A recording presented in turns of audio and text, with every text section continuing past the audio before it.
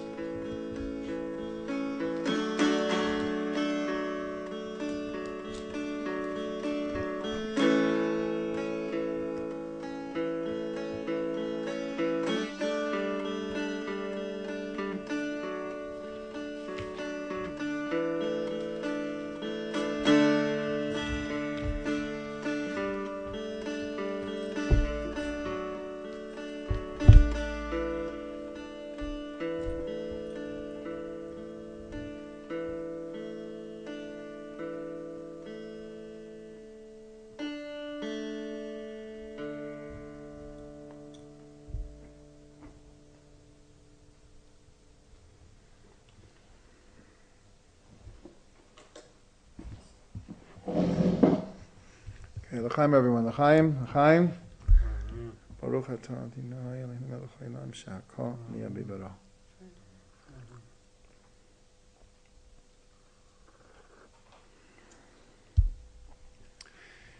Okay, so as I said, 2 parshas this week, Vayak-el and Perkudei. And what happens a lot when there's a double parsha, you learn the first parsha, and then what happens to the second one. So we'll split it. We'll learn half on the first parsha, Vayak-el, and half on Perkudei. These are the last 2 parshas of the book of SHEMOT, and then we begin Vayikra. So next week, a whole new book. So the parsha begins, Vayak-el Moshe et kol adat bnei Yisrael v'yomer aleihem eila devarim asher tziva Hashem la'asot otam. So Moshe gathered the entire congregation of Israel and said to them, these are the things that God has commanded to do them. So the first thing that Rashi says, he wants us to understand the context here. He says, L'macharat Yom Kippurim, K'shiyarad minahar. He says, when did Moshe gather all the people together? He says, the day after Yom Kippur, when he came down from the mountain with the second tablets. Moshe has basically been at the top of Mount Sinai for 120 days. There are 3 periods of 40 days with a half a day or a day down below between them. So this is after 120 days. He received the first tablets. He broke them at the golden calf. He prayed for 40 days for forgiveness. And then another 40 days in which he received the second tablets and the 13 midot rachmin, the 13 attributes of compassion. So Rashi is telling us something very important because we might not understand, like, when is this happening? It says it's on the day after Yom Kippurim, excuse me, when Moshe came down from the mountain. And so what is the whole parsha about? Other than the first 2 verses that come after this, the entire parsha is about the commandments of making the Mishkan. Now we've already had this a couple of weeks ago. But there, God was instructing Moshe privately. And here, that's why the first thing he says, these are the things that God has commanded to do. And Rashi,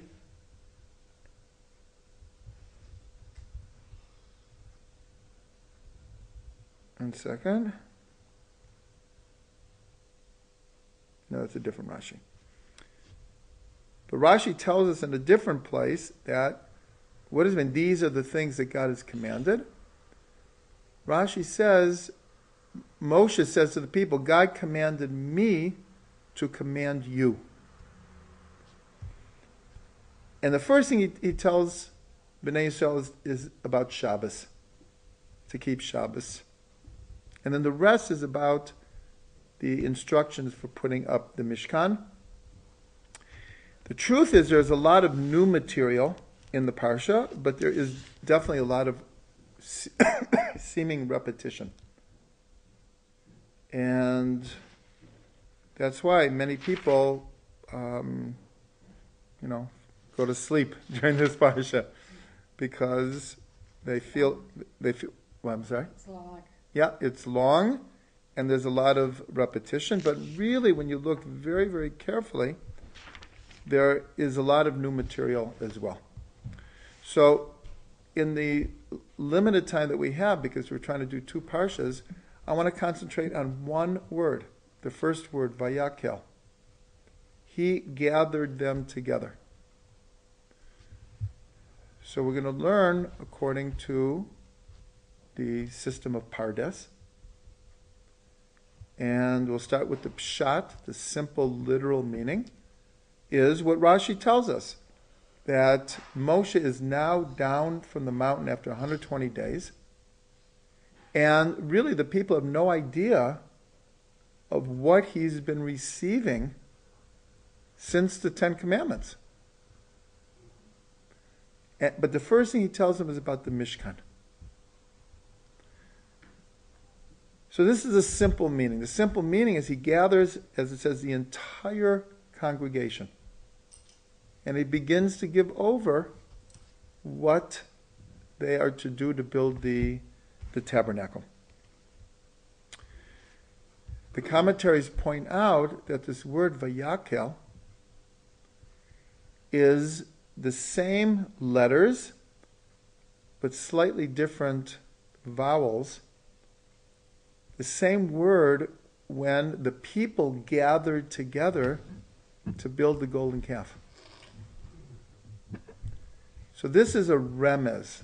There's a hint here that the tabernacle is a sign of God's forgiveness for the sin of the golden calf.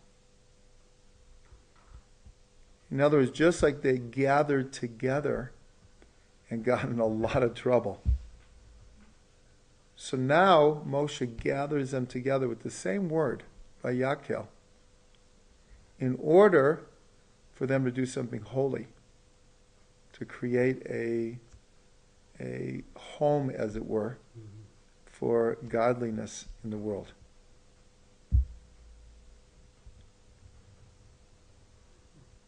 So this is actually very, very similar to the reasons behind a minyan being made up of 10 men. These are two incidences where 10 men get together and very negative results come from it. One is 10 brothers got together to sell Yosef, and Binyamin, the 12th, was back at home with Yaakov, and Yosef's in the pit. So there were 10 brothers who got together to sell him. And when the 12 spies came back from spying out Israel, so 10 of them banded together and gave an evil report. And just Yoshua and Caleb kind of try to stand up to them. So in both cases, you have a gathering of 10 men. And so what's called the tikkun, the rectification, is you need 10 men for a minyan. That's like a ongoing, continual rectification of the result of 10 men, in this case 10 men with very healthy egos, who got in a lot of trouble and got Bnei Yisrael in a lot of trouble. So this is a very similar kind of thing of using the word Vayak-el here. It's the rectification of gathering together to make the golden calf. So that's on the level of, we'll call it remez, of a hint. On the level of drush, so the Ramban, when explaining the purpose of the Mishkan, one of the things he says is that the Mishkan was an attempt to recreate the experience at Sinai on an ongoing basis. That's one of the things he says about the Mishkan, that there was to be something in the energy of the Mishkan that would replicate the energy at Sinai. You know.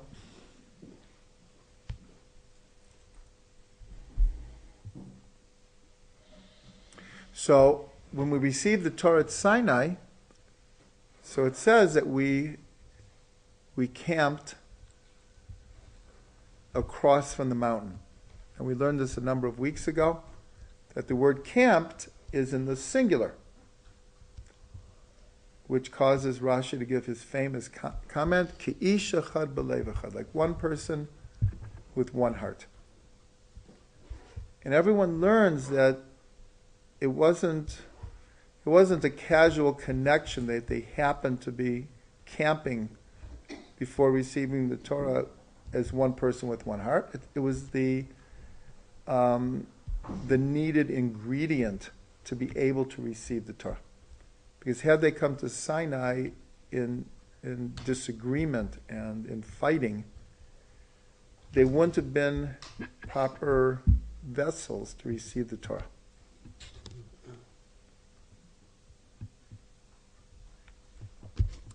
So here we have the word again, Vayak-el.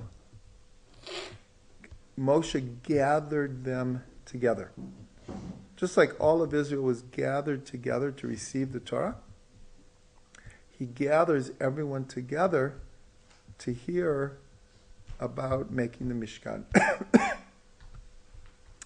So here we can understand Ramban's words very well. That not just the experience of being in the Mishkan was to replicate the experience at Sinai, but building it was also an attempt to capture the spirit of being like one person with one heart. And that's why when we first received the laws of the Mishkan, Moshe received them, and it was in PARSHA Trugman, where everyone was to give a free will offering. Now there's a whole energy of the Mishkan that people freely gave. So this is very similar to Na'aseh v'nishma. We will do and we will hear. In other words, we, out of our own free will, we want to receive the Torah. So that same energy is duplicated here, that people brought from a free will all the different materials for the Mishkan. So that's on the level of drush, the meaning of this word Vayak-el, and gathering together.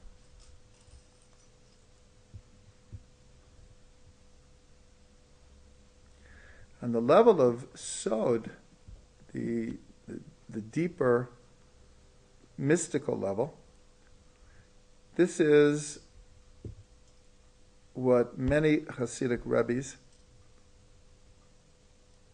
call a level called all of Israel. Because it says he gathered up Kol Adat Bnei Yisrael, the entire congregation.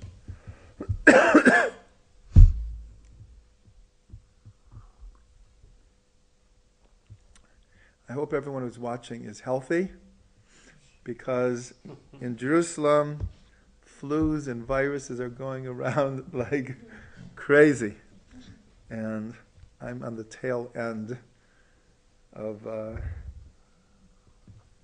weather's toggling. Yeah. Let's hope. So this idea, call Yisrael, all of Israel.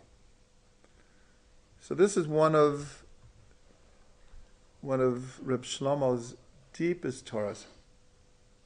He said like this, he said, maybe every Jew is not holy, but every Jew is the holy of holiest. So it sounds a little bit contradictory. What did he mean? He meant on the outside, not every Jew acts in a holy way. But on the inside, in the core of the neshama, every Jew is connected to the Holy of Holiest. And this is the level called all of Israel. In other words, individuals may fall or falter or go off the derech. But there is a source of all the souls of Israel that always remain untainted. That's why in Shir Shirim, the man in the story, it's an allegory of God, says to the woman who's Bnei Yisrael, or talking about her, says, Ein mum ba. There's no blemish in her. Well, who knows better than God all of our blemishes? And we are certainly, as individuals, and many times it appears the nation of Israel also has many failures, failings, but not on the inside. In that place called the Holy of Holies, so that's Ein Mum. There's no blemish. That's how God looks at the core soul. And this idea of all of Israel was really captured by the Arizal. Because the Arizal made different, what are called kavanot, different intentions to be said before doing a mitzvah. And they're all, they're different versions, but the main ingredient is for the sake of unifying the Holy One, blessed be He, and the Shekhinah, and then by unifying God's name. And it ends, B'Shem Kol Yisrael, in the name of all of Israel. So before we light Hanukkah candles, before we count the Omer, almost any mitzvah, you can say this intent that in Nusach Sfard, before we say Baruch She'amar every morning, there's this idea. But it ends with B'Shem Kol Yisrael. I, as an individual, am doing this mitzvah in the name of all of Israel.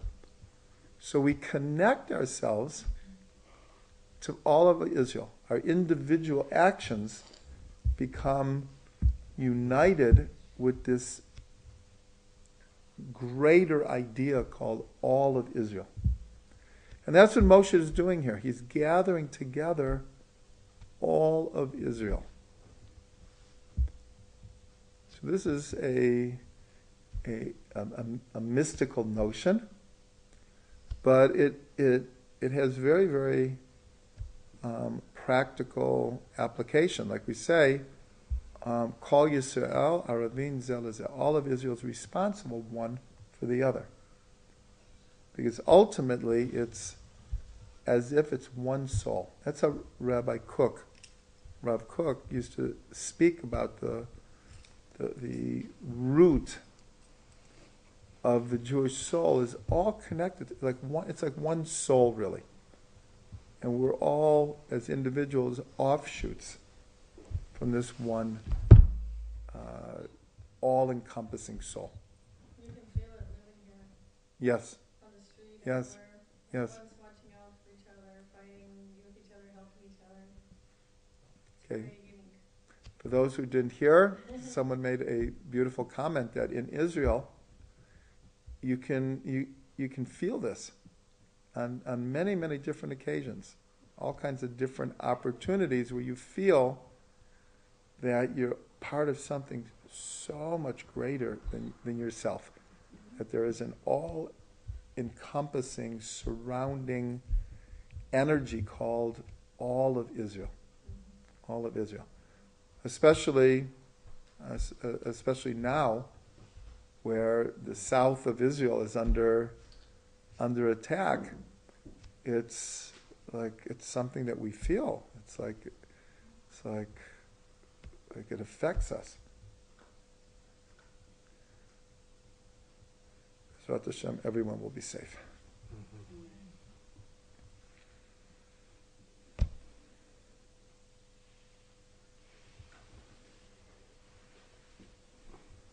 Okay, so just to add to this, so we went through this word Vayak-el, and we saw it according to the Pshat, Remez, Drush, and Sod. The literal meaning, the alluded to meaning, the allegorical meaning, and the mystical meaning. And just to add one other idea that fits in very nicely here is that in the beginning of the Parsha, so Moshe lists the various materials that are to be brought for making the Mishkan.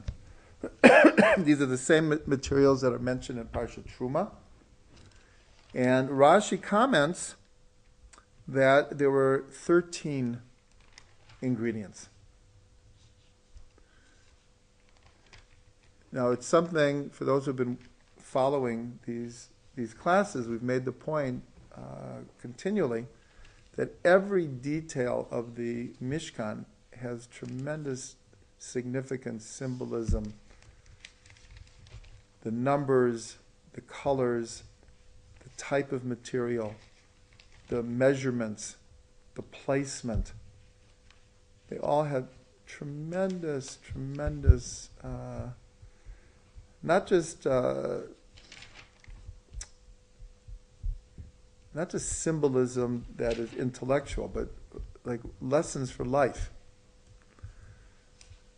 So obviously, if there were 13 materials, why 13 and not 14 or 12 or 11? So 13 is the gematria of echad, of oneness. And that is really the underlying purpose, message, and experience of the Mishkan, was to feel not just God's oneness, but to feel at one with God. And even more than that, to feel at one with everyone who is there at the same time, sharing the experience. Now that we have no temple, we have no Mishkan, we have no temple, but we do have the Beit Knesset, the synagogue. And this is something we've mentioned also, that everything in the synagogue, the entire physical makeup of a synagogue, and the prayers that we pray in the synagogue are all a mirror image of the temple. It's an attempt to take the temple and recreate it in a miniature form. That's why the Beit Knesset is called a Mikdash Ma'at, a small holy place, a small temple. So when you really think about this, that the experience that we're supposed to have, unfortunately, it doesn't always happen, sometimes because of the individual themselves, or because of the nature of the congregation.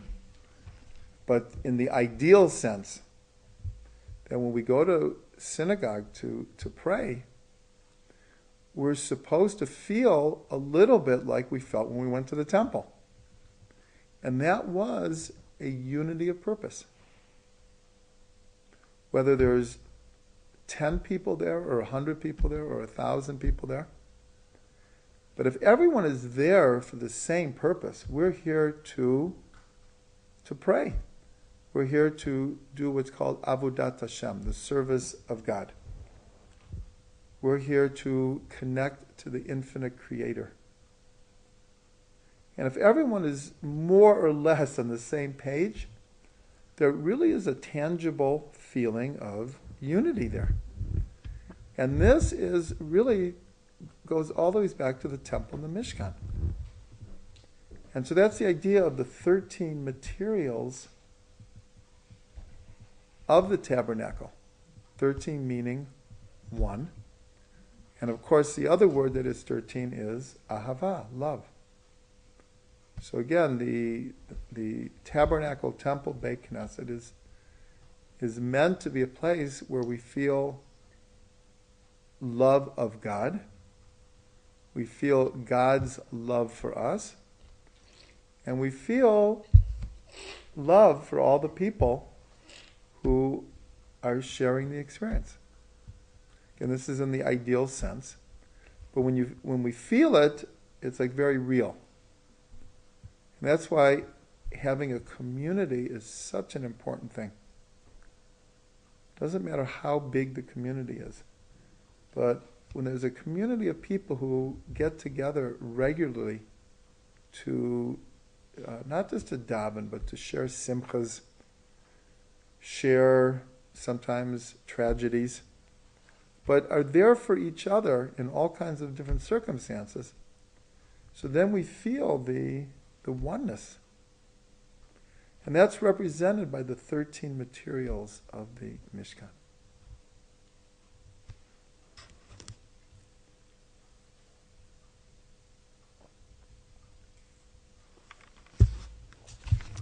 Okay, now we go to PARSHA Perkudei.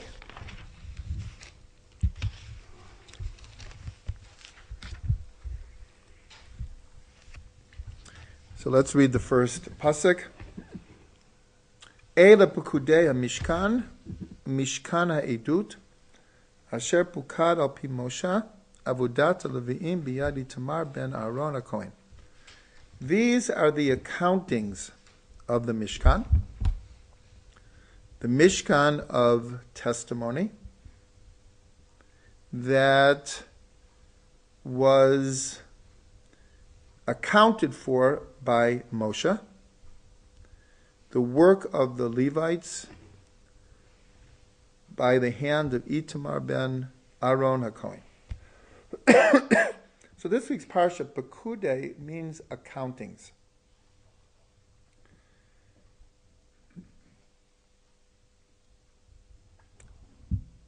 There is actually so much to learn in this first verse.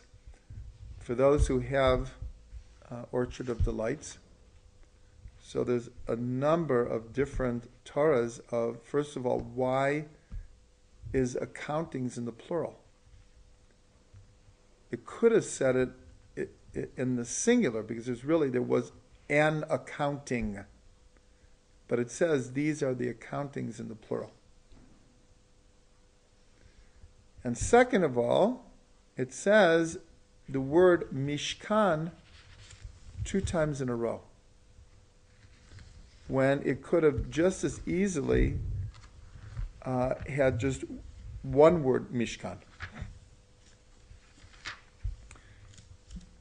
So for those who have the book, and if you don't, this is a great plug for Orchard of Delights. You can get it on our website. But these are very, very, very deep matters here. If we have time, maybe we'll go back to it, but maybe this is a good tease for people to make sure you read the Orchard this week or get a copy. But what I wanted to give over, the main thing is at the very end of the Parsha. So a lot of the Parsha is the accountings. That Moshe actually makes accounting of how much gold, how much silver, how much copper, and everything is accounted for. And then the Parsha states we'll call it the procedure, the ceremony of putting up the Mishkan. Because for 4 or 5 weeks now, we've been discussing building the Mishkan. At the end of Perkudei is how they actually put it up. And if you look in chapter 40, the first verse, it's on page 536 in the Art Scroll.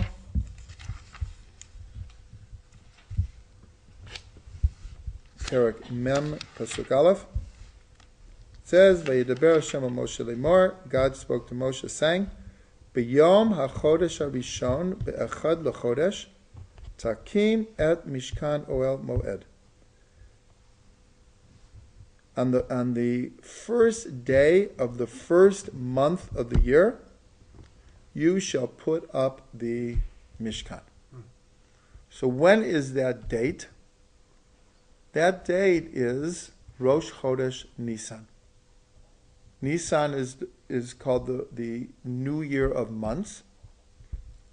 And Rosh Chodesh Nisan is the day that the Mishkan was put up. So that's what it says, on the first day of the first month, meaning Rosh Chodesh Nisan. Now, for those who follow this class, we're going to see that this day is one of the most important days in the entire Torah. Why? Because 4 or 5 parshas deal with this one day. We begin here in the first portion of Vayikra. So God speaks to Moshe when? On this day, on Rosh Chodesh Nisan, the day that they put up the Mishkan. The next Parsha, Parshat Tzav,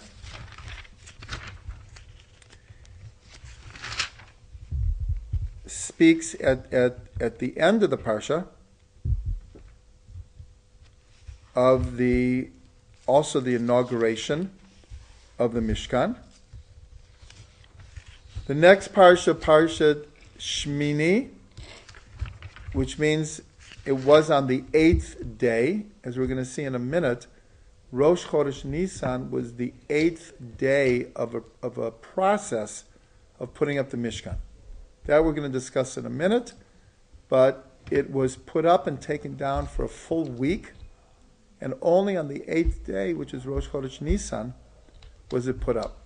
So Parshat Shmini, again, is talking about Rosh Chodesh Nisan. And then, in a few parshas afterwards, Achrei Mot is also in the context. Achrei Mot means after the death of the 2 sons of Aaron. When did they die? On Rosh Chodesh Nisan, on the day that the Mishkan was put up. So here we see we have parsha after parsha after parsha, all in the context of this one day. So today we're actually going to only touch a little bit on the importance of the day. In the next few weeks, especially next week, we're going to go into greater depth as to like what is it about Rosh Chodesh Nisan that so many parshas would take place about this one day. So that's the first thing I wanted to point out, and that's the way the book of Shemot ends, is with the putting up of the Mishkan. So now let's go back and understand that what happened is Moshe put up and took down the Mishkan every day for a full week. Only on the 8th day he put it up, and it remained up, and that was the day that it was inaugurated, and the service of the Mishkan began. So I just wanted to look at this, we'll call it the paradigm of why is it that they put it up for 7 days and took it down, and only on the 8th day left it up. In other words, it's not just the materials of the Mishkan that can teach us things, or the measurements, or the colors, but it's also not only the service, but it's even how they put it up. So there's a very, very important verse that says, Sheva yipol tzadik v'kam. A tzadik, a righteous person, falls 7 times and gets up. this is a very, very important verse because we're told that every Jew has a point of being a tzaddik, has the potential to be a tzaddik. So when it says that a tzaddik falls 7 times and gets up, on one hand it's really talking about tzaddikim, on the other hand it's talking about everyone. So this is what we would call the ups and downs of life. So what makes the difference? Only 7. What? Only 7, yeah. We're lucky if it's 7. It could mean 7 times a day we fall and get up. So it's not just 7, but it's many cycles of 7. So there are many, many questions on this verse. The first question is, why do we think that tzaddikim fall? Aren't tzaddikim like so holy and so accomplished and reach such a high level that they no longer fall? But here we're told something very, very different. That not only does a tzaddik have tests like everyone else, and in fact we're told that the tests of a tzaddik are so much greater. In other words, the greater a neshama you are, the greater your tests. Which is not the way that everyone looks at a spiritual person. Because we would like to think if you reach a certain level of spirituality, holiness, then you become exempt from tests and trials and become exempt from falling. But we're told, no, it's not true. A tzaddik falls like everyone else falls. But a tzaddik gets up. A successful person gets up. A person with determination and with hope and optimism gets up.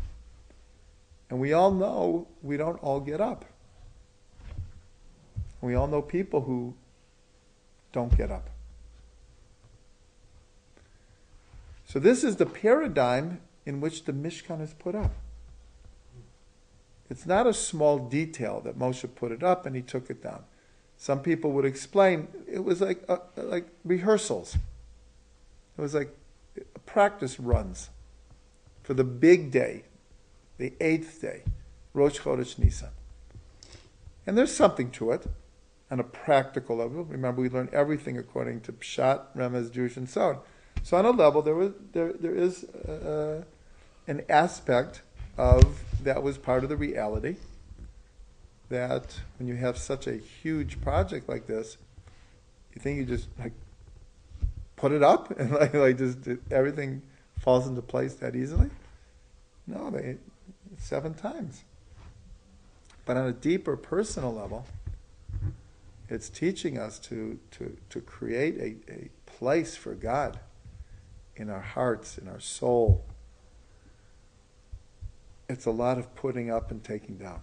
Putting up and taking down until we can get it right. So that might discourage people, but it's not meant to. It's supposed to just be a description of the realities of life. If we can't accept these realities, then people have a very hard time. Life becomes very, very challenging. People fall into depression and give up hope and become cynics and all kinds of things because they look on challenges as like punishments instead of opportunities. We all know it's not easy all the time to look at challenges as opportunities. But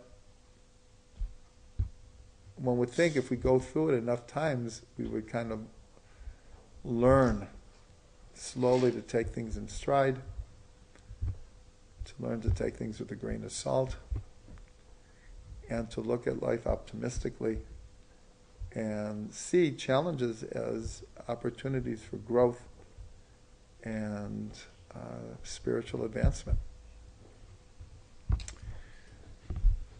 But now there's one other aspect that I'd like to touch on, which is a very, very interesting question.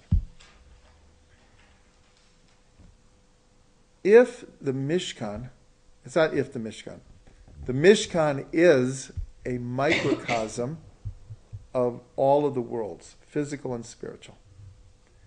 And we're told that, how did Bezalel is mentioned in these parshas as the one who was the chief artisan of the Mishkan. So the Gemara in Brachot says, how did Bezalel know how to put the Mishkan together? On a deeper meaning than just following the instructions. They're asking if the Mishkan is a mirror image of the macrocosm of all of the worlds, well, what quality did he have that he was able to put it all together? And the Gemara answers, he knew the secrets of the Hebrew letters through which the world was created. So in other words, Bezalel is looking at the artistry of the Mishkan as a mirror image of creating the world and creating a place for God in this world was a mirror image of God creating a world as a place for us. So if that's so, which it is, then we could ask, so why isn't the paradigm that they put up and took down the Mishkan for 6 days and then put it up on the 7th day?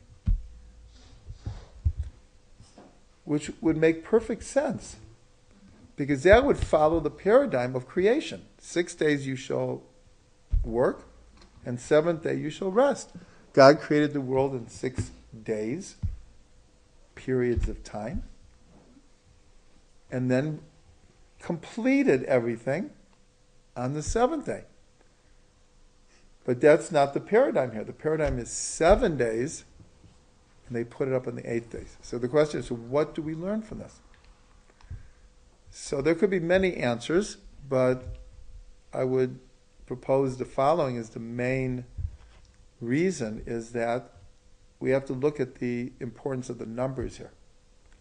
Because if it followed the 6 days and then they put it up on the 7th, so then we would certainly see that this is a paradigm that's modeled after creation. But if it's 7 days and an 8th day, so we have to understand that 7 does mean a full cycle, and the number 8 in Jewish thought always represents one beyond the laws of nature, one beyond pure logic or cycles. Well, the Sukkah is 7 days, but Simchas Torah is the 8th day. And that's like one beyond. Hanukkah is 8 days, because the light represents not just a physical light. It represents the infinite light. And the most important one is the covenant that God made with Avraham is sealed with circumcision on the 8th day. Because a covenant goes beyond the laws of cause and effect and logic. Because a covenant cannot be broken. So even when we do everything wrong and do not follow God's commandments and do not follow the Torah, but still the covenant can never be broken. That's one beyond. So the number 8 always represents this idea of transcendence. One beyond. So that is the message here. The message here is that when we look deeply at what was the purpose of the Mishkan, what was the service in the Mishkan, what we see is it transcends the natural laws of the universe. What do I mean by that? That when we think about it in a deep way, the Mishkan is an attempt to, as it were, make a dwelling place for God. That's what God says. Asuli mikdash v'shechanti b'tocham. Make for me a mikdash, and I will dwell in their midst. So God Himself is telling us that's the purpose of this Mishkan. So in other words, the Mishkan was the meeting place between God and man. But on a deep level, this is a transcendent idea that we as very finite, limited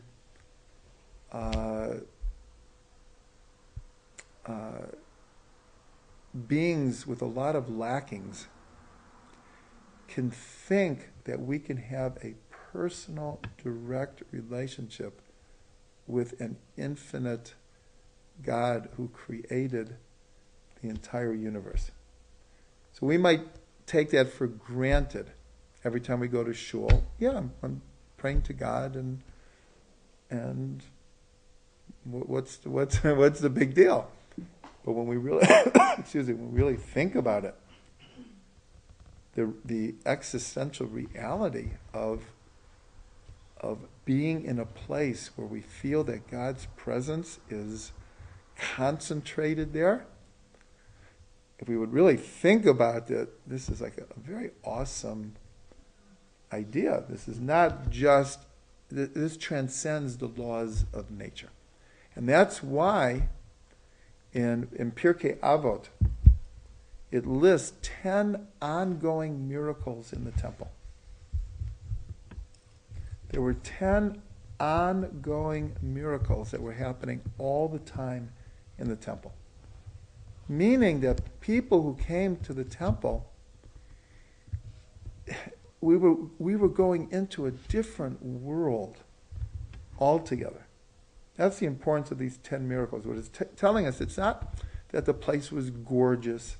It's not that just the singing was heavenly. It's not just that there was more gold in the temple than Fort Knox has ever seen. Those things are true. But when we walked into the space of the temple, we were like walking out of the laws of nature into a different realm altogether. A different realm.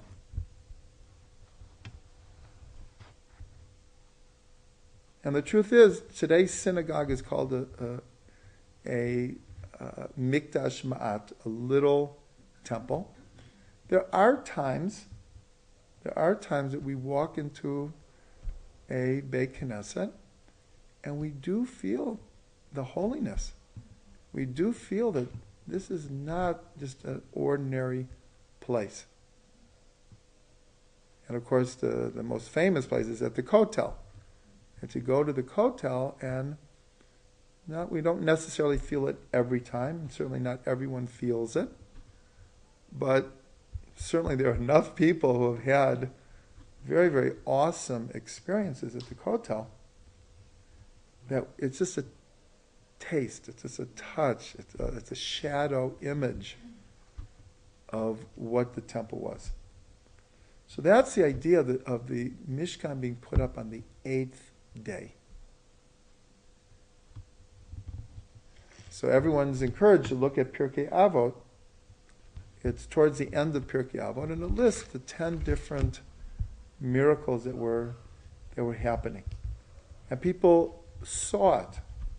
People saw things happening there that just were not happening in regular time and space. Okay, so we'll end with a blessing. So I mentioned that God says, Asuli mikdash v'shachanti b'tocham, make for me a holy place and I will dwell in their midst. So everyone knows the famous comment. It doesn't say in its midst, but in their midst, in the midst of each and every person. So we're ending the book of Shemot, and the last 5 parshas have been, except for the golden calf, have been exclusively about building the Mishkan and now putting it up. Next week we begin, what did we do there? The service in the temple. Now that we've put it up, what is the service there? And how does it relate to us today? So we should all have the blessing that we learn from these parshas how to build a Mishkan for God within us, within each person, so that God can come and dwell in our midst. Chaim l'chaim. Chaim.